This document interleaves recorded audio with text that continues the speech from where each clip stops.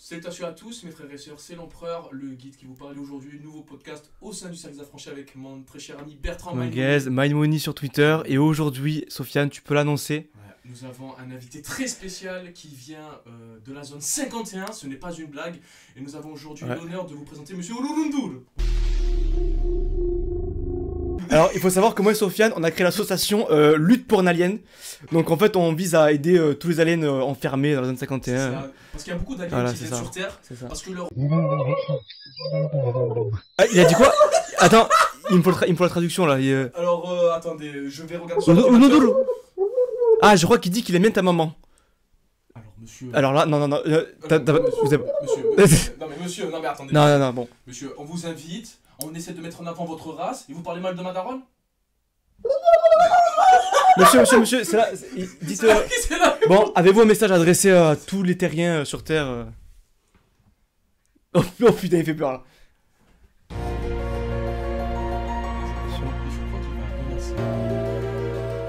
Je vais tous vous tuer. Il a appris notre langue. J'aime bien.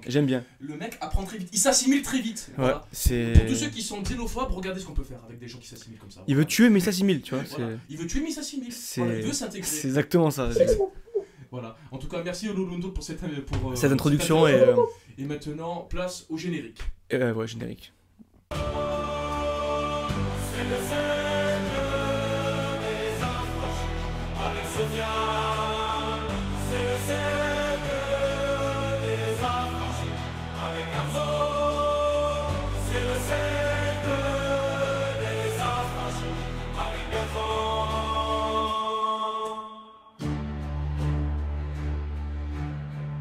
Bienvenue sur votre podcast préféré. Enfin non. On revient après ce générique et après cette introduction un peu originale, on peut dire ça comme ça. Effectivement. Ah, très original. Voilà, très original. Et Enzo nous a rejoint. Voilà, Enzo. C'est dommage, t'as raté la dienne. Hein. Effectivement, oui. Franchement, je me languis devant le podcast parce que vraiment, les gars, un alien, à quoi ça ressemble? Est-ce que c'est ce qu'on imaginait ou pas? C'est un peu différent. Un petit peu. Et bizarrement, il a suivi des darons. Mais bon, ça c'est bizarrement. Ok. Donc, on va vous dire le sommaire tout simplement de ce podcast. Alors, dans le sommaire, on va parler dans un premier temps de Bertrand, 200 marathons que tu as réalisé. Ouais. Alors, t'inquiète pas, on prendra toute la partie vraiment. Non, mais c'est très sympa. Ouais. J'attends vraiment que tu me parles de tout là. Parce que je suis ok. impatient. La deuxième partie, ça sera justement encore sur toi et sur Enzo, sur votre confirmation. Alors, moi, je ne connais pas trop, donc vous allez pouvoir bien m'expliquer un peu, et même à nos auditeurs, comment ça se passe. Et ensuite, la dernière partie sera un peu plus sur justement la spiritualité. On dira un peu sur ça. Qu'est-ce que ça nous apporte, notre foi, dans notre quotidien, dans notre travail, ou même dans notre vie privée, dans notre vie de tous les jours. Voilà, c'est parti, jingle. Alors Bertrand, là je vois que tu souris, je vois que tu es content. Là, c'était... on a vécu ça avec toi. C'était un vrai travail d'équipe. C'était beau. Il y avait les émotions. De ouf. Donc Bertrand, vas-y, raconte-nous pourquoi tu as fait ça. Qu'est-ce qui s'est passé dans ta tête? Pourquoi je fais ça? Je pense qu'en fait, quand vous courez un 42 km, il n'y a pas de vraie raison. Il faut être con en fait, on va pas se mentir, il n'y a pas de sens à courir 42 km. Surtout nous, occidentales, on est bien chez nous, on a le confort. Ton cerveau, il n'a pas de sens de courir ça. Les raisons, je vais pas vous mentir, c'est archi con. J'ai lu un livre David Goggins et ça faisait un petit moment que je voulais me faire des vrais défis personnels. Et j'ai lu son livre, lui il avait couru, il a fait un ultramarathon 150 km, il a fait. Je me suis dit, tu sais quoi, moi je vais faire un marathon. J'avais jamais couru avant, donc c'est déjà un gros défi de taille. Et je pense qu'au début, ça je l'ai écrit parce que je suis en train de faire le reportage avec Manu. Et je pense que dans tous les cas, la vidéo sera mieux que des mots. Donc j'ai essayé d'être vraiment bref. Et en fait, ce qui est ouf quand vous lancez des défis comme ça, c'est être naïf. C'est être naïf et en fait pas savoir les conséquences des choses. Quand je me suis dit je vais faire un marathon, je pensais pas qu'il y allait avoir tout ça qui allait se passer, tous les entraînements.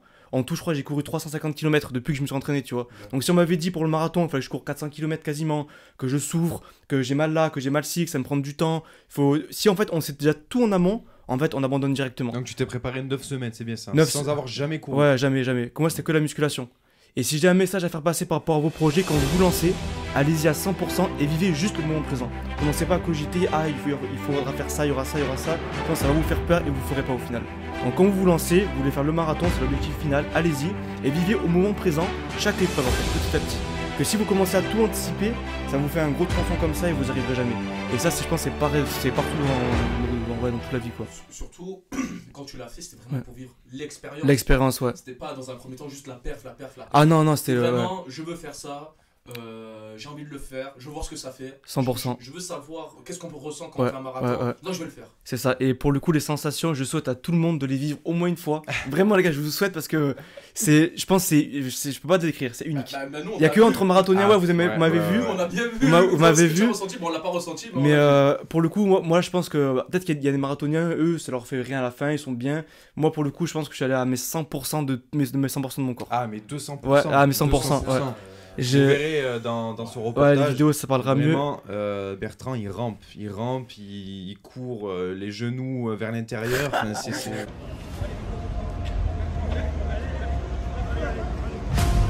Allez, c'est la fin. Ça y est, devant la porte. Tillez.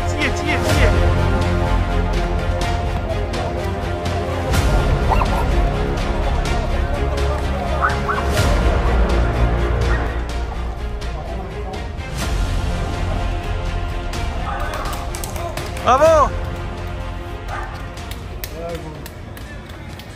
On le rattrape, il va tomber. Ricochet. Ricochet, des fois c'est lui qui l'a rattrapé, des fois c'est moi qui l'ai rattrapé. Au bout d'un moment, on passe dans un rond-point. Bertrand, on sait pas pourquoi, il va en plein milieu du rond-point avec les voitures. Ah ouais, c'est. Et enfin bref, c'est. Mais en fait, ce qui est rigolo, c'est que les 20 premiers kilomètres c'était tranquille. Et je me suis dit à ce moment-là, putain, si la course c'est ça, en fait, bon, c'est nul quoi. Et en fait, à l'après, il y a eu la grosse montée des 3 sautés. Et c'est un endroit là où j'habite. Et après, ça il a failli dire. Non, mais après, les gens ils voient sur Twitter, on s'en fout, tu vois. Mais là, ça m'a anéanti. Et en fait, à la fin, c'était vraiment la descente aux enfers. Si je peux vous dire en quelques mots les transcriptions que j'ai dans mon corps, votre cerveau, vous avez l'impression, vous voulez qu'il s'arrête. Tout veut s'arrêter. C'est-à-dire que là, je pouvais mourir à ce moment-là, c'était vraiment pas grave. Genre, non, mais vraiment, c'est trop bizarre. C'est pour ça que je courais dans les ronds-points, il y avait plus rien. Mon corps, j'avais mal aux jambes comme des couteaux qui vous acèrent dans chaque pas. Ça, c'est ce que tu nous disais. Ouais, des couteaux dans chaque pas, dans chaque muscle. Les poumons, vous avez l'impression qu'il y a quelqu'un à l'intérieur qui souffle pour les faire grandir jusqu'à ce qu'ils explosent en fait. Et ce qui est très bizarre, ça m'a vraiment fait ça, c'est que le cerveau, c'est comme quand vous avez une grosse cuite, bon Enzo, on sait tous les deux, et que vous avez votre cerveau comme s'il est compressé, il implose de l'intérieur, il est compressé, et en fait, il n'y a plus rien qui se passe. Votre cerveau, votre âme, elle est partie. Là, regardez. Je m'étais fait, je vous l'ai montré par rapport à David Goggins, ça c'est le miroir des responsabilités. Donc là en gros c'est les inquiétudes, objectifs et les rêves que je veux faire dans ma vie. Donc j'ai tout noté.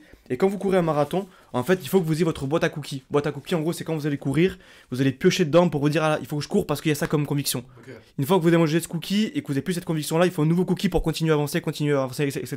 Donc moi j'avais plusieurs pourquoi je voulais faire cette course, donc ça restera privé. Mais à un moment donné, à partir du 36e kilomètre, c'est pourquoi ils disparaissent. Il n'y a plus rien. Il n'y a plus rien dans votre cerveau qui se passe. Tu te dis qu'est-ce que je fous ici?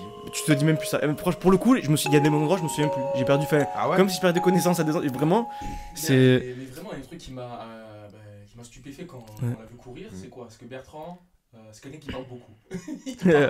Il débite, il a des choses à dire. C'est vrai. Là, je crois, il a pas dit un mot. Alors, au tout début de la course, apparemment, bon, nous on n'était pas là parce qu'il faut savoir que Bertrand, donc, il s'est fait accompagner tout le long de la course, donc il n'était pas seul quand même. Il y avait des gens qui le surveillaient parce que c'était un marathon sauvage, pas un marathon classique. Il s'est fait son propre parcours, voilà, et donc. On va dire qu'à chaque étape de sa course, donc de 0 à 10, de 10 à 20, etc., il y avait une personne, un ami à lui qui l'accompagnait. Et nous, avec Sofiane, on a fait les derniers kilomètres et c'est vrai qu'il n'était pas du tout bavard, alors qu'au début, je crois que tu avais dit en mode on se revoit à la fin, je sais pas quoi, etc. Oui, ouais, puis même les 10 premiers kilomètres, j'étais accompagné par des amis à ma mère qui sont marathoniens, ils ont fait plusieurs marathons et je parlais avec eux, sans monter, j'étais bien quoi. Vraiment, même les 20 premiers, j'étais vraiment bien de ouf. Tu m'étonnes. Mais après, c'était fini. Et vraiment, votre cerveau, c'est une sensation, mais en fait, il n'y a plus rien qui se passe. C'est vraiment trop bizarre. Hein. C'est vraiment. Et quand surtout à la fin, je suis arrivé. J'avais juste une envie, c'était de partir, c'était de m'endormir en fait, et que tout s'arrête. Mais vraiment, vous avez envie que tout s'arrête, vous êtes sur un nuage. Et sur à la fin, en plus, il y a une infirmière qui est passée. Alors ça, c'est miraculeux. On va en parler tout à l'heure par rapport à Dieu. Qui m'a mis en position PLS et qui m'a sauvé parce qu'en fait, c'est con, mais si on le sait pas, c'est un peu la merde. On s'était en gros la tête à l'envers, les jambes un peu en haut, pour que le sang il recircule dans mes organes vitaux. Et ça a vraiment tout changé. Mais c'était vraiment une expérience à vivre vraiment une fois, d'aller au bout de ses limites. Enfin, j'ai encore les frissons quoi. Des fois, j'écoute des musiques qui me mettent dans ces émotions-là. Je me dis ah ouais, c'était ouf. Et c'est ce que je voulais au final, c'est ce que je voulais. Et l'après alors? Alors l'après, on peut vite tomber en dépression, je pense. Hein. Parce qu'avec. Non mais quand vous avez un week-end, ça fait 9 semaines que vous vous préparez pour ça. En plus, moi j'ai fini le master. J'avais pas encore le stage qui recommençait par exemple. Donc fini le master, le marathon il vient de se finir. Surtout qu'il y avait mes parents qui m'ont accompagné jusqu'au bout. Vraiment un énorme merci à eux. Tous mes amis qui étaient là, vous avez été là pour me soutenir. Vous verrez les vidéos, c'était vraiment magnifique. Et là tout s'arrête. Le lendemain, la confirmation avec la famille, là, tout ça. Quand il y a tout qui finit, vous avez fini une boucle. et il faut en recommencer une nouvelle. Et c'est au début, il y a un temps de latence, c'est compliqué. Et si vous repartez pas rapidement à l'action, mais vous partez en dépression. Hein. Ok. Je pense qu'il y en a beaucoup comme ça. C'est pour ça, les artistes que Ça souvent. s'appelle comment ça, le syndrome de l'accomplissement? Ouais, c'est ça. C'est ça. Et c'est un peu c'est pas des burn-out, mais c'est pour ça que les artistes, souvent, ils font que des concerts, ils enchaînent, parce qu'en fait, ils ont plus ça. C'est comme une drogue. Et ouais, ils ont plus de sens Même, après. il y a des entrepreneurs qui sont obligés de toujours avoir des projets, Ouais. sinon ils sont en dépression. Ah, parce qu'ils font clairement. rien, tu vois. C'est ça, Clairement. c'est ça. C'est ça. Et donc toi là pour le moment là, puisque là on va dire que tu es dans un état de latence parce qu'on va dire que tu as fini cette boucle. Là, pour la ça prochaine va boucle- quand même. Là, ça va. Oui on va dire que ça, Ouais, va, ouais. ça va. Mais pour la prochaine boucle, quels sont tes objectifs? Bah, moi, les gars, Et la suite. je veux le dire à la caméra, comme ça, vous êtes tous témoins, hein, et je vais vous mettre dedans, vous n'avez pas le choix. Hein. Moi, je veux, dans 1 an, on fasse le défi de monter le Mont Blanc. Là, le sommet du Mont Blanc. Tous ensemble. Blanc. Le Mont Blanc, ouais. En course, en trail, là Non, mais en rando, Alors, mais les genre. gars, c'est assez exceptionnel pour moi parce que il y a quelques temps, dans un podcast par rapport au cinéma, j'ai appris que j'avais un rôle, d'accord, dans un court-métrage. Donc ça, c'était assez marrant. Voilà, c'est mignon. Voilà, vous avez vu le petit costume tout à l'heure. Par contre, là, j'apprends que je vais peut-être monter le Mont Blanc. C'est quand même autre chose. Donc après, mentalement, c'est chaud. Hein. On a 1 an, les gars, on se laisse 1 On an. a un an, mais C'est un an. il nous balance ça comme ça. Ah, les gars, c'est ça, c'est des projets, c'est cool, non? Il nous dit ouais les gars viens on fait le boulot. Et je lui dis devant la caméra, tu vas pas tout le monde dire ferme ta gueule. Surtout que, les gars, Si vous voulez, vas-y. il faut un peu d'expérience pour le Mont Blanc quand même. C'est pas C'est non pas, plus hyper risqué, etc. Mais le risque zéro n'existe pas. Mm. Je crois qu'au bout d'un moment, dans une crête, c'est assez risqué. T'as de la glace et C'est tout vrai, qui, c'est un peu- qui peut casser. Donc ça, pour le coup, c'est pas une décision à prendre à la légère. Voilà. On annonce ça comme ça, pourquoi pas, mais moi je serais chaud de le faire vous si vous voulez. On a 1 an de préparation, j'aurai déjà les tarifs et Ouais, tout, ouais. c'est un week-end de 3 jours. Ok. Ça Et peut être un beau c'est projet. combien Je crois que c'est entre 800 et 1000 et quelques euros. C'est pour ça les gars, je veux dire, on cesse 1 an les gars. Ça a l'air d'alternant là. Sinon, on fera une cagnotte dans la description, ceux qui veulent, et vous cotiserez pour le projet. Oh, lui, c'est un gratteur. Non mais attends, non, mais on vous fait kiffer, parce que du coup, non mais attends, non, parce que du coup on filmera tout, on mettra ça en vidéo, et c'est des beaux projets comme ça, C'est vrai cool. que ça peut. Mais attends, peut être, du coup, c'est 800 000 euros pour tout ce qui est guide, etc. Mais C'est tout compris, Gérardel, justement, c'est en gros le tarif. compris complet. avec les vidéos. Ah non, etc. mais les vidéos, par exemple, Ah, voilà. on dit à Manu aussi, donc il fait le Mont Blanc avec Ah, voilà, nous ouais. aussi, et donc lui il filmera, on fait tout quoi. Et il y a un Et guide. quand Manu, même. il fait le Mont Oui, il Blanc a en guide. caméra, Manu. Ah, mais après la caméra, il a quand même son sac et tout, tu vois. J'imagine Manu, putain, vous m'avez dans des conneries. Ouais, Manu, mais si tu vois cette vidéo, tu la verras, mais en vrai, non. Très bonne idée, un peu surpris. Beaucoup même. Mais ouais, non. Très C'est bonne C'est idée. 2 heures qu'on est c'est- ensemble. Très, très bonne idée. c'est stylé quand même, c'est stylé. Euh, C'est ça. Mais voilà, en tout cas, pour finir sur le marathon, de toute façon, vous verrez mieux dans le reportage, j'aime pas trop parler sur ça, il faudra voir en vidéo. Mais c'est une expérience incroyable. Et un peu fou maintenant quand j'y pense, j'étais complètement naïf. Hein. De base, je voulais faire sans entraînement, du jour au lendemain sans entraînement. Sans ravitaillot, sans rien, non, là c'est pas possible. Mais quand vous avez un projet, franchement, en fait, juste foncez, allez-y, et vivez-le au jour petit à petit, et rectifiez quand ça va pas. Et c'est comme ça que vous allez quoi. Même là tu dis sans entraînement, mais de ce que j'avais compris, on a des collègues en commun justement qui ont voulu faire le marathon aussi, Ouais, mais sans ouais. préparation, ils sont claqués. Et ils ont raté, Ah, ils ont sont raté. claqués. Donc voilà, ne faites pas Ouais. les cons. Tu vis ski là. Faites avec préparation, voilà. Faites comme lui, faites préparation, peut-être un peu plus longtemps si vous cherchez vraiment de la performance, donc faites-le sur plusieurs mois. Ouais. Mais par contre, si vous voulez juste faire l'expérience, entraînez-vous au moins 9-10 semaines. Vous Clairement. en foutez du nombre de temps que tu as. C'est vrai, ça, tu me l'avais pas dit, tu as fait en combien de temps 4h45. Voilà, 4h45, voilà. Tu fais en 4h45, tu le fais en 5h, en 4h, on s'en fout. L'important, c'est l'expérience. Exactement, et Voilà. le finir surtout. Et le Vraiment. finir, donc ouais, c'est pour ouais. ça que quand même, faut quand même s'entraîner. C'est une expérience, c'est pas une expérience d'un jour, c'est une expérience de plusieurs semaines justement. Après, Donc voilà. petite exception, il y en a un justement qui s'était pas entraîné de base pour courir le marathon, donc qui court vraiment souvent, très souvent, il est assez athlétique. Mais par contre, Voilà. mais par contre, il a fini le marathon. Il est Alors assez qu'il s'était athlétique. pas entraîné pour ça de base. Spécifiquement, Donc vraiment, ouais, le ouais. gars, c'est une C'est machine. une machine, lui. Ouais. C'est magnifique. Mais une phrase qui est terrible pour finir sur ça, c'est ensemble on va plus vite. Non, seul on va plus vite, mais ensemble on va vraiment plus loin. Et c'est, vous étiez là, je suis allé plus loin grâce à vous, parce que plusieurs fois j'ai presque j'étais à Je deux vais doigts mettre d'abandonner. Des petites musiques de violon là. Non mais les gars, c'est vrai, c'était une expérience familiale. Non mais c'était une expérience Ah oui, familiale, oui. amicale. On a vécu ça ensemble et c'est ça qui est incroyable. Ah ben c'est C'est- que vraiment, je me suis réveillé le matin, vraiment j'étais comme un fou, comme si c'était moi qui courais le Ouais, marathon. mais c'était incroyable. Je me suis dit, je veux vraiment Ouais. qu'il finisse. Moi, dis-toi, Vraiment. moi, dis-toi, je suis venu à la dernière minute. Genre vraiment, je devais Ouais, pas ouais, venir. Ouais, oui, c'est vrai, oui. c'était beau, ça m'a Sofiane, fait il m'a plaisir. appelé comme ça, il m'a dit, vas-y, je viens. Ça m'a fait plaisir. Ouais. Genre en gros, vraiment, je faisais un truc le matin, voilà, un truc personnel, et j'avais fini à 10h30. Tiens, Et tiens, de tiens. 10h30 il devait être au niveau de Enzo vers 11h. Donc il est 10h30, je suis dans la voiture, j'appelle Enzo, je fais il est venu, il me dit non. Ah ouais, Vas-y, magnifique. j'arrive.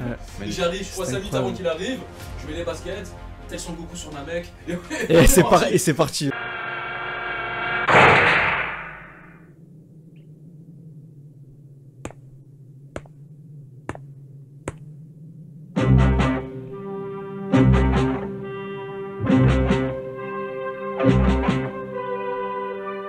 Et c'est parti, on est Ah, parti courir. clairement. Voilà, C'était tout ouf. C'était simplement. magnifique. C'était ouf. Et ouais, le cercle des affranchis qui a fini le marathon. C'est ça, ben, on a tous fini le marathon, mais vraiment. Non, franchement, c'était une superbe expérience. Ouais. C'était une super, c'est vraiment- Et toi, bientôt, toi aussi, tu vas courir Bah oui. pour ton projet aussi, Bah, c'est pour ça ça. pour mon projet. C'est Là, ça. en plus, moi, ça sera une sorte de trail. Donc, je vous dis. Ça, non, c'est pas autre plus pour le chose. moment. C'est autre chose. Ça sera pendant l'été, justement. Et Il fera chaud. voilà, Là, il fera chaud. Bah, voilà, c'est le but du défi. Euh, Voilà.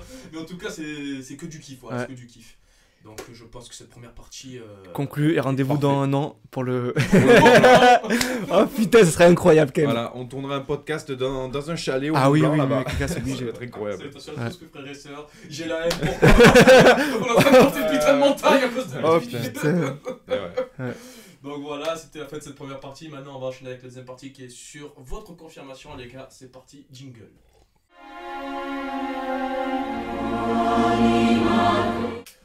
Deuxième partie de ce podcast. Alors là, c'est concentré sur la confirmation de Bertrand et Enzo. Alors la confirmation de quoi? Bah là, c'est la confirmation pour votre foi chrétienne, si je dis pas de conneries. C'est ça. Voilà. Donc expliquez-moi un peu, Enzo. Vas-y, Bertrand, commence. faites-vous plaisir. Alors, si vous voulez, donc nous on est catholique et donc dans la foi catholique il y a 7 sacrements, d'accord? Donc il y a le mariage, il y a la confession, etc. Mais nous vraiment on s'est axé donc sur première communion, enfin baptême, première communion et ensuite confirmation. C'est vraiment les 3 étapes ultimes pour un catholique. Et du coup, nous, on s'est fait communier. Donc, on a reçu notre première communion, c'était en octobre 2023. Et on s'est fait baptiser quand on était tout petit. Donc, on a eu la chance de ne pas avoir, entre guillemets, à faire les 2 ans de catéchuménat. Ouais. Donc voilà, nous, on a pu directement recevoir notre première communion. Donc, la communion, c'est quoi? C'est tu reçois le corps du Christ, d'accord? Donc, à travers une hostie. Et tu peux boire le vin si tu le veux, donc le sang du Christ.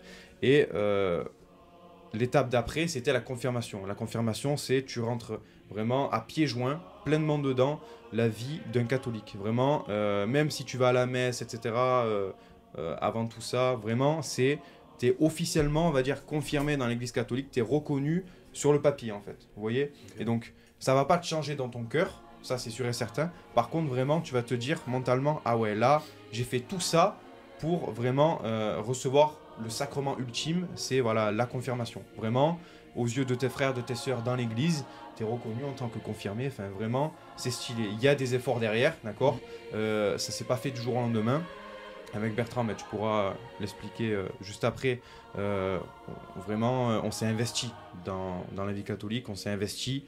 Et donc, je peux te passer la parole sur comment, justement, on s'est investi. Ouais. Déjà, Enzo il a vraiment tout bien expliqué. Et en plus, ce qui est beau avec la confirmation, c'est que généralement, la communion, on la fait quand on est jeune. Si on suit le cursus classique, normalement. Hein. Et après la confirmation, on est plus adulte. Et là, c'est vraiment une vraie démarche personnelle. C'est comme un nouveau baptême. Sauf que le baptême, c'est les parents qui décident, grosso modo. Mais là, c'est nous-mêmes qui disons, cette fois-ci, on s'engage pleinement dans la vie chrétienne et catholique. Et on est content d'en parler avec Enzo parce que c'est vrai que souvent, voilà, les religions, on n'en parle pas trop. C'est un peu tabou. Et pourtant, il n'y a pas de mal avec ça. Et surtout que le catholicisme, c'est vu un peu de mauvais oeil. Souvent, c'est le cliché. Les cathos doivent être, on va dire, très très pieux, un peu coincés, famille de bobos, on va dire ça comme ça. Hein. Et alors que pourtant, c'est pas que ça. Voilà, on peut être catholique, être jeune, être pleinement, voilà, vivre sa jeunesse à pleines dents, même si c'est pas forcément bon tout le temps. Mais surtout s'impliquer dans l'église et surtout partager des bonnes actions. C'est ça le plus important, je pense, d'un chrétien, d'un religieux en général. C'est faire en sorte d'impacter positivement tout son entourage. Nous, avec la parole de Dieu, la parole du Christ. Et c'est ça qui est vraiment important. Et en symboliquement, en plus, c'est vrai que moi, par rapport au marathon, je voulais le dire, mais c'était vraiment comme un chemin de croix. C'était vraiment un peu comme le Christ, souffrir et essayer de voir, d'endurer tout ça pour mon corps. Et ça, c'était vraiment cool. Mais t'as tout bien dit. En tout cas, c'est magnifique ça. Ouais. Et en gros, comment ça s'est passé vraiment la confirmation? Comment ça se passe en fait? Il y a qui vous confirme? Comment ça se passe? Est-ce qu'il y a toute votre famille? C'est vraiment votre moment? Expliquez-nous un peu plus. Alors, personnellement, pour moi, le moment le plus impactant pour moi, c'était pas la confirmation, c'était vraiment la première communion. Parce que vraiment, tu communies directement avec le Christ. Vraiment, le Seigneur, il te traverse avec toute l'énergie que tu peux recevoir à travers l'hostie, à travers son sang, etc. Et vraiment, pour moi, c'était l'étape la plus intime pour moi. Parce que vraiment, je touchais corporellement le Christ. Ouais, vous voyez, c'est assez particulier. Par contre, la confirmation, c'est encore autre chose. En fait, pour faire simple, tu peux soit te faire confirmer par ton prêtre, ça c'est pas obligatoire, soit tu peux te faire confirmer par directement l'évêque. Et nous, donc, c'est ce qu'on a vécu. On s'est fait confirmer par Monseigneur Christian, qui est évêque d'Aix-Arles.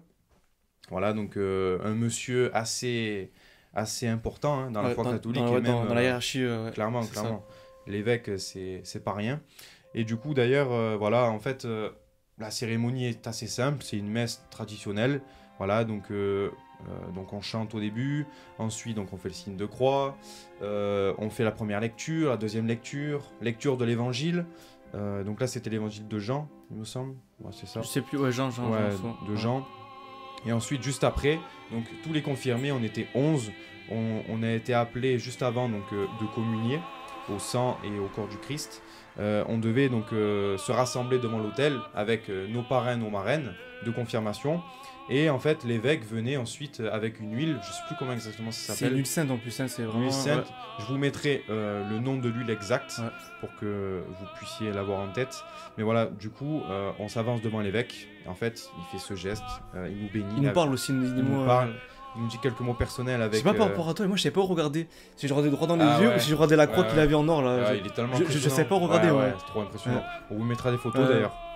Mais du coup voilà, il te met cette huile et en fait t'es confirmé. T'es confirmé par l'église catholique directement. Et une petite claque aussi, c'est une tradition. C'est une tradition du Moyen-Âge, ça. Vraiment une claque affectueuse, comme quoi vraiment... Pour dire je t'aime. Voilà, et aussi rends-toi compte de qui tu es en fait. C'est ça, Voilà. Et... Petite claque au réel. exactement. Et après voilà, donc on reprend nos places et on est confirmé. Et ensuite la suite de la messe se déroule simplement. Je sais pas si tu as autre chose à rajouter. Non, c'est exactement ça. Et non, franchement, c'est une très très belle messe. C'est ouais. Et la confirmation, en plus, il y a l'évêque, il y a vraiment tout le process religieux. Et là, c'est vraiment là, on doit maintenant participer à la vie chrétienne. Et aussi, ce que je voulais dire, c'est par exemple, il y avait Manu qui est venu à la messe, mon cousin. Eux, ils sont pas trop religieux, tu vois. Ouais. Et c'est vrai qu'au début, moi, j'ai beaucoup de retours des gens qui sont pas religieux, qui viennent souvent pour des cérémonies familiales. Ils sont un peu choqués.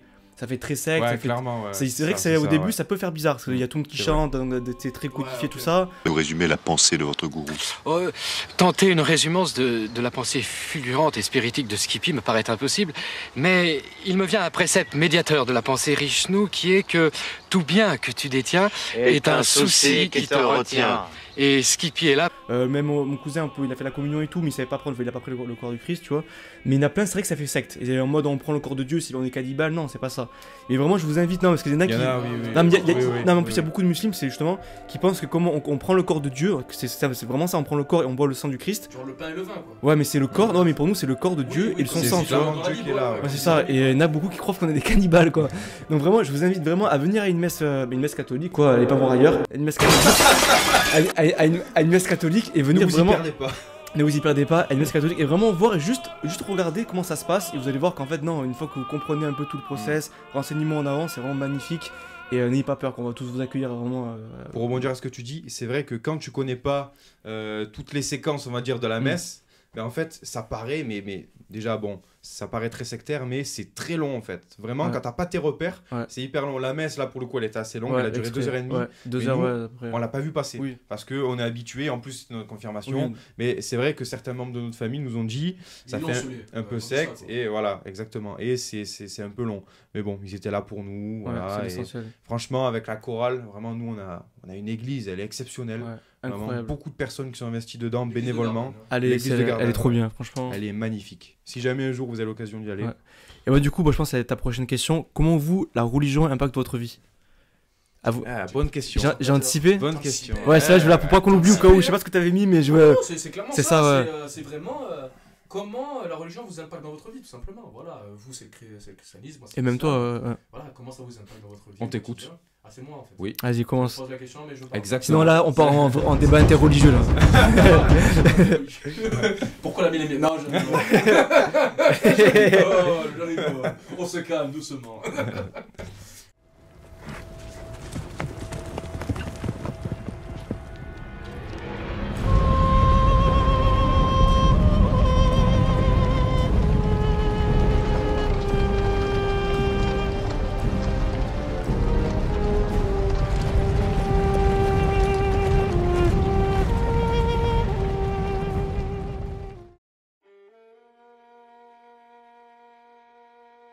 Donc moi, comment ça impacte dans ma vie? En fait, c'est le fait d'être le plus droit possible. Et même, si tu veux, quand tu as une religion, ça te permet d'être entre guillemets droit dans tes baskets, tu vois. Parce que c'est pas pour critiquer les athées, encore une fois, attention. Mais j'ai envie de te dire que quand tu t'accroches pas à quelque chose, bah en fait, tu peux pas te mettre des limites. Et quand tu te mets pas des limites, comme je l'ai dit, même si ça peut être une bonne chose dans un premier temps, ben, si tu en abuses, ça devient néfaste. Comme j'ai dit dans un dernier podcast, ça peut devenir néfaste. Et donc justement, le fait d'avoir une religion à toi, en fait, le fait, et surtout d'y croire et d'avoir la foi, justement. Parce que si t'as pas la foi et que tu dis, ouais, je suis une telle religion, mais j'y crois pas, avec d'autres, ça m'est vraiment arrivé. Il y en a un, il m'a dit, ouais, je suis musulman, mais je crois pas au prophète. C'est un peu le... tu vois ce que je veux te dire, c'est bizarre. Ouais. C'est bizarre. Non, il faut vraiment avoir la foi, justement, dans un premier temps. Et la foi, comment elle vient, moi je pense que c'est Dieu qui t'appelle. Dans mon cas, c'est Allah qui nous appelle. Et comment je dis ça, c'est par des signes, par exemple. Par exemple, tu penses à quelque chose, là, comme par hasard, il arrive ça, tu vois. C'est hallucinant. C'est un truc de fou, ça, des fois, tu te dis. Il y en a, ils vont dire, non, c'est juste une coïncidence. Bon, la coïncidence, quand elle vient 10 fois, au bout d'un moment... Bondo, la coïncidence, elle est un peu grosse, la coïncidence, mon garçon, donc voilà. Et vraiment, moi, la religion, même, moi, je suis quelqu'un qui parle pas beaucoup de ma religion. Je suis quelqu'un qui est très privé dans ça, moi. C'est vraiment, j'essaye pas trop d'en parler énormément, etc. Parce que moi, je me dis, bon, la religion, c'est moi, et c'est ma relation entre moi et ma religion. Je vais pas montrer ma relation avec la religion à tout le monde. Parce que les gens, de un, ils s'en foutent, et de deux, je vois pas quel est l'intérêt. Donc moi, c'est surtout, moi, ma religion, c'est d'être droit dans mes baskets, et ça me permet d'avancer. Ça me permet d'avoir des objectifs. Ça me permet de me lever, de me dire, je suis vivant. Alhamdoulilah, je suis vivant. Dieu m'a donné la chance de vivre, d'avoir 2 bras, 2 jambes, d'avoir tous mes sens, d'avoir à manger, d'avoir de l'eau, d'avoir un toit où dormir. Je suis reconnaissant et j'ai de la gratitude. Et ça, le fait d'avoir de la reconnaissance, de la gratitude, parce que tu sais que Allah t'a donné ça, ça te permet de voir la vie d'une autre manière. Parce qu'il y a plein de gens, malheureusement, qui se plaignent de tout et n'importe quoi alors qu'ils ont tout. Quand je dis tout, c'est vraiment le truc de base. T'as de quoi t'habiller, t'as de quoi manger, t'as de quoi boire, t'as de quoi te reposer, t'as ta famille, t'as tes amis. Qu'est-ce que tu veux de plus? Bien évidemment, on veut toujours des trucs qu'on n'a pas, parce que c'est le propre de l'homme. On veut toujours conquérir, on veut toujours avoir une chose qu'on n'a pas. Mais par contre, il faut quand même avoir cette gratitude. Et la gratitude, la religion peut te permettre de l'avoir, parce que tu sais qu'il y a une entité supérieure justement qui te permet d'avoir ça. Donc cette gratitude-là te permet vraiment d'être mieux dans ta peau, d'être mieux mentalement, et de te permettre d'avancer et de devenir une meilleure personne de jour en jour. Donc c'est ça en quoi la religion m'aide, c'est d'être une meilleure personne. Voilà. Donc maintenant c'est magnifique. Très bien. Maintenant c'est fou, maintenant... Non, j'allais dire une dinguerie. Mais en gros, vous maintenant, en quoi la religion, ça vous aide dans votre vie, dans votre quotidien, elle a quelle place en fait? Vraiment. Bah, du coup, tu veux que je commence? Vas-y. Moi maintenant, elle a une place centrale. Hein. C'est vrai qu'au début, quand j'étais petit, j'ai été baptisé, comme je l'ai dit au début. Mais voilà, je comprenais pas vraiment en qui je croyais, en quoi je croyais et qu'est-ce que je devais faire en tant que croyant en fait. Et du coup, finalement, quand vraiment je me suis intéressé de plus près à tout ça et j'ai compris réellement en qui je croyais, etc. Vraiment, j'ai essayé. Et je me rappelle, au bout d'un moment, j'étais avec Bertrand et un autre ami dans une voiture et je me posais beaucoup de questions par rapport à la religion catholique. Et au bout d'un moment, j'étais tombé sur une vidéo qui débunkait la Bible. Et je me suis dit, bah, écoute, vas-y, on va montrer ça à Bertrand parce qu'il était un peu plus religieux que moi à ce moment-là. On va lui montrer ça et on va voir ce qu'il répond. Et en fait, malheureusement, bah, il m'a terminé parce qu'en fait, vraiment... le gars qui débunkait la Bible, il disait vraiment n'importe quoi. Et en fait, plus je me renseignais sur tout ça, et plus je comprenais que réellement, c'était la vérité avec un grand V, et que je devais vraiment maintenant passer à l'action en fait. Passer à l'action, et ça passait par la première communion, la confirmation, et tous les autres gestes possibles en tant que croyant. Et du coup, qu'est-ce que ça m'a apporté, moi? On va dire que déjà, beaucoup de soutien, parce que j'ai traversé pas mal d'épreuves assez compliquées, et tout le monde en traverse. Et en fait, me rattacher déjà à quelque chose, une entité supérieure, un papa en fait, au ciel, qui essaie du mieux possible de consoler son fils ou sa fille, ça fait du bien, ça rassure. Voilà, voir que, en fait, comprendre qu'il y a une entité qui te surveille à longueur de journée, t'as un ange gardien à tes côtés, vraiment qui te protège coûte que coûte. Déjà, quand tu penses à ça, tu te dis, ah ouais, quand même, déjà, c'est stylé, parce qu'on pense à moi, on me considère, et en plus, ça te rassure. Donc, vraiment, par rapport à ça, vraiment, voilà, c'est un soutien émotionnel.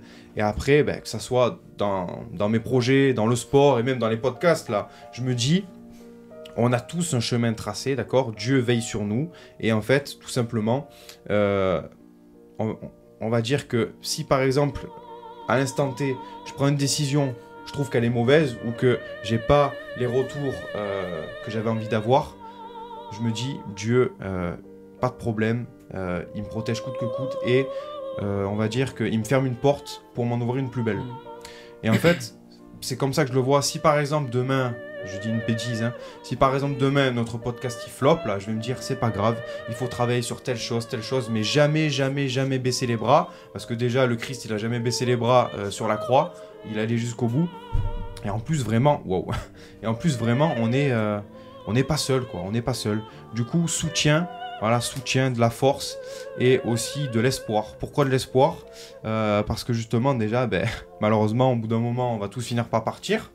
J'espère, je touche du bois le plus tard possible. Et du coup, où on va? Où on va? En fait, toi comme moi, comme Bertrand, nous, on croit au paradis et à l'enfer. Et ça rejoint un peu ce que tu disais. Il faut bien se comporter, d'accord? Aimer chacun de nos proches. Voilà, aimer son prochain. Après, voilà, pardonner ne veut pas dire tolérer, d'accord? Par exemple, mon ami Bertrand, il peut me faire une atrocité, d'accord? Je vais le pardonner, mais par contre, je tolère pas ce qu'il a fait, d'accord? Et dans la foi catholique, généralement, on nous associe 3 des bisounours. Bisous, bisous, gentil bisounours, un petit bisou, y a rien de plus fou.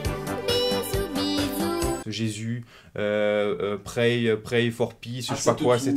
Tous les mouvements hippies, là, voilà, nous, clairement, on n'est pas comme ça. Saloperie de hippie. Avec leurs trucs, la peace and love, voilà, c'est bon. Bref, nous, on n'est pas comme ça. Et vraiment, la religion catholique, Dieu m'a vraiment fait comprendre que, voilà, il faut pardonner son prochain, voilà. Tu peux pas savoir dans quelles conditions il était quand il a fait cet acte, d'accord? Par contre, voilà, il y a certaines choses que tu peux pas tolérer et malheureusement parfois je vais pas dire le mot sanctionner.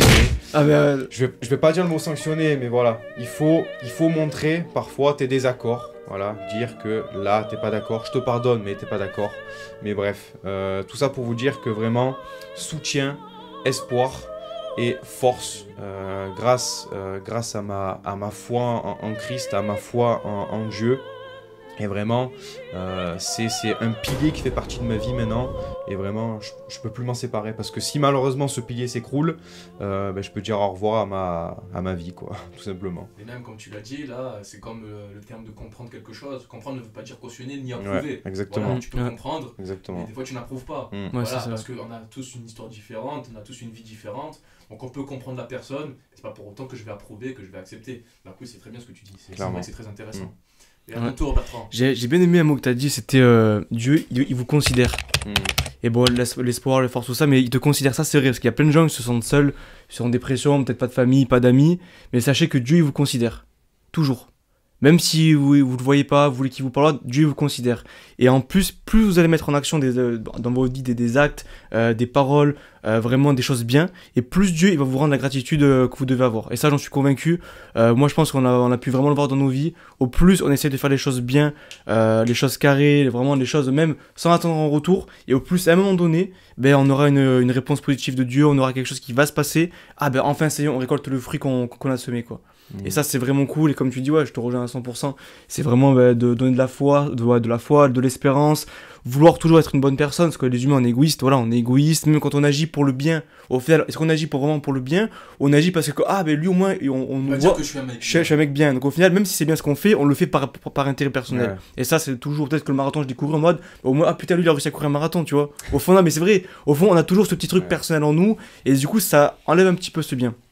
Après, si vous faites ça pour Dieu, ça je pense c'est une bonne chose, parce que vous redonnez entre guillemets ce que le Créateur vous a donné, et ça peut être vraiment que positif, et ça apporte beaucoup de choses dans la vie. Et puis en plus, quand vous commencez à vous renseigner philosophiquement, scientifiquement, archéologiquement, historiquement et après théologiquement, à un moment donné, il y a tout qui concorde, et oui, Dieu existe, Christ, pour nous c'est Dieu, tu vois, et ça c'est magnifique. Quand vous savez ça et que Dieu vous considère, Dieu est mort pour vous, à partir de là, la partie elle est gagnée, et vous n'avez plus qu'à courir, courir jusqu'à la fin, quoi.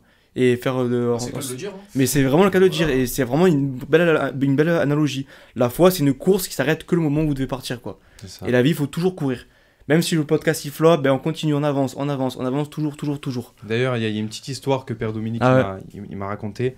En fait, donc c'est un monsieur, d'accord, il meurt, il s'en va au ciel, et donc il est accueilli au paradis avec le Christ, et au bout d'un moment, il se retrouve sur une plage, d'accord, sur une plage. Et en fait, le Christ lui dit, tu vois ces traces de pas, en fait, c'est toute ta vie, d'accord, toute ta vie, j'étais à côté de toi, d'accord. Donc le gars, il voit les traces de pas, donc au début, voilà, donc il en voit 4. D'accord, donc c'est Dieu plus lui qui marche. Et donc au bout d'un moment, le gars, il commence à lui dire, oui mais Jésus, là en fait, il n'y a que 2 traces de pas, il n'y a que mes pieds. Je comprends pas, ça veut dire que voilà, je le savais, tu m'as abandonné. Voilà. Et en fait, vous savez ce qu'il lui répond Jésus ? Je t'ai porté. Je t'ai porté. Ce qui veut dire que vraiment, quand parfois on est au fond du gouffre, je peux vous garantir que Dieu il est là, d'accord, il vous tend la main pour vous relever. Et je vous garantis, il faut que vous la saisissiez, pas que vous vous renfermiez sur vous-même, parce que sinon, malheureusement, les conséquences, elles peuvent être... C'est très beau. Et en plus, dans tous les cas, on est tous mauvais. Mais on n'est jamais assez mauvais pour revenir vers Dieu. Clairement. Dans tous les cas. Donc, ça c'est quoi. Et après, je te rejoins aussi, sanctionner, ça aussi, voilà. Pardonner. Ouais. Voilà, pardonner, mais s'il y a Dieu, ça veut dire qu'il y a une vérité. Et s'il y a une vérité, c'est-à-dire ce qu'il y a autour, c'est mauvais. Donc voilà, on peut parler de... Voilà, on sait de quoi on parle. Mais voilà, il y a des choses, voilà. Bien évidemment, on doit pardonner parce que Dieu pardonne. Donc nous aussi, on pardonne. Après, est-ce qu'on cautionne ça? Pas forcément. Mais en tout cas, on doit pardonner les gens, les respecter. Est-ce que Dieu, il laisse libre choix? Il nous laisse libre. Donc qui nous aussi on est pour interdire les gens aussi, tu vois ce que je veux te dire. Donc voilà, ça par rapport à ça, et t'as tout bien dit. Et aussi, ce que je voulais rajouter, c'est pour ceux qui veulent s'intéresser à n'importe quelle religion, hein, que ce soit l'islam, que ce soit le christianisme ou le judaïsme par exemple.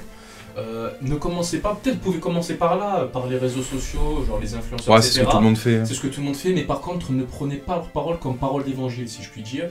Moi, je vous conseille vivement, par exemple, si vous êtes intéressé par l'islam, d'aller voir carrément un imam, tout simplement, ou aller voir des connaissances à vous qui sont peut-être dans cette religion-là. Ou tout simplement, le truc le plus classique, c'est de prendre un Coran et de le lire, hein, c'est le truc le plus classique. La même chose pour vous, je suppose, s'il y en a certains qui sont intéressés par le christianisme. Mais par contre, les influenceurs, ce qu'il faut que vous mettiez dans la tête, c'est qu'au début, peut-être, ils vont dire des vérités qui sont logiques. Mais il ne faut pas oublier que quand justement tu rentres dans le monde de l'influence et que tu dois mettre du contenu, mettre du contenu de base, c'est pas pour apprendre aux gens, c'est pour les divertir. Même si tu peux apprendre, hein, mais c'est toujours du divertissement. Donc après, il y a un cercle vicieux. Donc en gros, ils vont toujours vouloir poster, etc.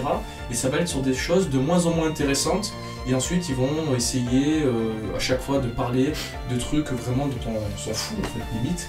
Et ça peut amener à des, contradictions entre eux-mêmes. Ils peuvent se contredire sans s'en rendre compte, parce qu'au bout d'un moment, quand tu fais trop de contenu, tu peux pas tout voir sur tout ce que tu as fait. Et en plus, nous ne sommes pas parfaits, nous les humains. Donc, pour ceux qui se disent oui, j'en ai vu un youtubeur qui s'appelle L'Observateur, je dis son nom, je m'en fous parce qu'il est anonyme.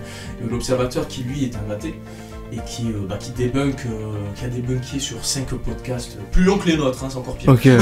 Plus longs que les nôtres, où il parlait de l'islam, et en gros il parlait de l'islam de manière très négative. Et en plus, il disait oui, moi j'ai lu le Coran une semaine dans sa langue originelle, je peux vous dire j'ai compris mieux l'islam que vous tous. Bon écoute mon garçon, s'il y a des savants qui étudient l'islam pendant toute leur vie, ce qui a quand même un truc logique, c'est que quand même ça se lit pas une fois. Et je pense qu'il y a beaucoup de personnes, peut-être des prêtres ou des évêques qui lisent la Bible toute leur vie. Bah, tous les jours, hein, débunker justement pour des choses. Par exemple, les prêtres que je connais, qui sont les prêtres de votre église, genre, je vais pas dire leur nom, c'est jamais. Mais en gros, eux, tous les jours, ils lisent la Bible pour essayer de débunker, et même ils lisent les autres religions. Oui. Moi, ça m'a énormément choqué quand les prêtres de l'église de Gardanne que je connais, ils sont venus me parler, ils me parlaient d'islam, ils disaient oui, j'ai lu le Coran, je connais des islamologues, je connais des imams. Voilà. Ils ont des amis imams. Ils ont des amis imams. Donc il ne faut pas se mettre dans une rivalité entre religions, c'est pas le but. Tu vois, moi j'aime bien les trucs bon enfant, par exemple, tu vois, il y a le FC, vous savez, contre le FC Islam, ils vont jouer au foot. C'est magnifique. Oui, c'est drôle ça. Ça c'est magnifique, tu vois, parce que vraiment ça serre la main et tout. Tu vois, c'est top. Les débats interreligieux, c'est intéressant. Quand il y a un prêtre, un imam qui dialogue, c'est intéressant là, tu vois. C'est sain. Ouais, oui, et puis. Moi je te donne mon point de vue. Deux théologiens qui discutent et. Toi, ton point de vue. Ouais. Mais après, on reste pas, parce que nous sommes tous humains, nous devons nous accepter malgré nos différences, malgré nos croyances. Voilà. Donc il faut pas commencer à se mettre dans cette guerre-là. Donc ça, il faut faire très attention. La religion de base, c'est pour amener la paix. C'est la paix, c'est de l'amour. Donc il faut pas commencer à se faire la guerre pour des religions, et ce qui malheureusement dans l'histoire de l'humanité, il y en a eu pas mal. Et ça, c'est triste. C'est vrai que nous, au début, Enzo, on était dans une démarche, des fois, on voulait. En fait, comment Clasher. Ouais, en fait, pour nous, on avait. On est les meilleurs. En fait, on s'était tellement renseigné qu'on pensait avoir vraiment toute la science. Franchement, on s'y connaît beaucoup quand même, c'est vrai pour le coup. Mais du coup, on voulait absolument que les autres comprennent qu'on avait raison. Donc, notamment avec Sofiane, avec notre ami Bilal. Et on voulait à chaque fois tout leur montrer qu'on avait raison, on avait raison. Chaque discussion, on voulait montrer qu'on était. vraiment, ouais, on savait mieux. Vérité, Mais ça, bon, c'est rigolo, mais après, voilà, c'est vrai que ne faites pas ça non plus, ça sert à rien. Et vous serez jamais en paix en faisant ça. Vous avez votre foi, ils ont leur foi. Bah en vrai, et après, si on n'avait pas fait ça, on n'aurait jamais compris qu'il fallait pas. Et aussi, on aurait peut-être jamais. Oui, puis on aurait jamais aussi peut-être approfondi notre religion aussi, parce que nous, on voulait vraiment approfondir pour gagner le combat, on va dire. Pour gagner le combat. Non, mais c'était un peu ça, Mais pour vous les athées, je vous parle là derrière la caméra. Attendez, vous les athées. Moi, je pose une question. Je crois, on pourra finir presque sur ça. Vous les athées là qui nous regardent, comment vous faites pour vivre? Non, attends. Non, mais c'est un vrai truc que je me pose. Parce qu'il y en a, sans vous poser ces questions existentielles en mode qui vous a créé, d'où vous venez et où vous allez mourir après votre mort, quoi. Et c'est quoi le bien et le mal? Moi, c'est des trucs, il y a des gens, ils se posent pas ces questions, ils vivent en mode ouais, ben je vais mourir, y a rien. Le bien et le mal, c'est subjectif. Et moi, je comprends pas. Alors, soit peut-être il y a des gens qui sont intellectuellement peut-être moins intelligents et qui s'en foutent de ces questions. Non, mais on sait pas. Il y a peut-être des gens qui se posent pas ces questions. Non, parce qu'il y a des gens, concrètement, ils se posent pas ces questions du tout. Il y en a. Non, mais on code pas là, y a rien de grave. Non, on connaît. Très bien. Il y a des gens, ils se posent pas du tout ces questions. Peut-être parce que le travail, leur vie fait qu'ils ont pas le temps de se poser ces questions aussi. C'est des questions un peu quand on a le temps. Soit il y a des gens qui se les ont posées et eux. T'as vu comme ils se dédouanent? Non. C'est ce qu'il dit? Soit il y a des gens qui se les ont posées et qui ont trouvé une vérité autre que la nôtre. Et j'aimerais savoir, ça serait intéressant de savoir comment ils ont trouvé cette vérité. Tu vois. D'accord. T'es bien rattrapé. Non, mais. Alors tu es moins intelligent. Tu mettras ça. Les cons là, tu mettras ça dans une vidéo, tu sais, dans cette vidéo. Alors là, t'es. Mind Money, alors là, t'es. Bac plus 7, mais on n'est pas assez intelligent pour voir que Dieu existe. Alors. Et alors. Bon, je pense qu'on va finir sur ça, les gars, en tout cas. Comme vous l'avez vu, c'était un format un peu plus court, justement. On a fait une réunion tous les trois. On s'est dit que on pense justement que ça sera beaucoup plus digeste et beaucoup plus intéressant de mettre vraiment les trucs vraiment les plus importants dans le podcast pour que ça soit un peu plus court, plus digeste pour vous et même pour nous, ça sera moins de charge de travail, on va dire. Le montage, ouais. Le montage, etc. C'est ça. Donc voilà, c'était un podcast sur le marathon de Bertrand et sur la confirmation d'Enzo et Bertrand. On a pu parler de spiritualité. N'oubliez pas de nous dire dans les commentaires qui a gagné. Plus sérieusement, vous pouvez nous dire pour ceux qui ont déjà fait des marathons, pour nous donner votre expérience. Oui, franchement, ouais. Ceux qui n'osent pas parler de religion, vous êtes invités dans les sections de commentaires ou même venir nous voir en privé, c'est possible. Il y a nos Instagram et les Twitter. Instagram, d'ailleurs, on mettra Instagram, donc si vous voulez discuter avec plaisir, vous pouvez nous envoyer un message en privé. Nous, on répond. Voilà, on commence pas à faire les stars.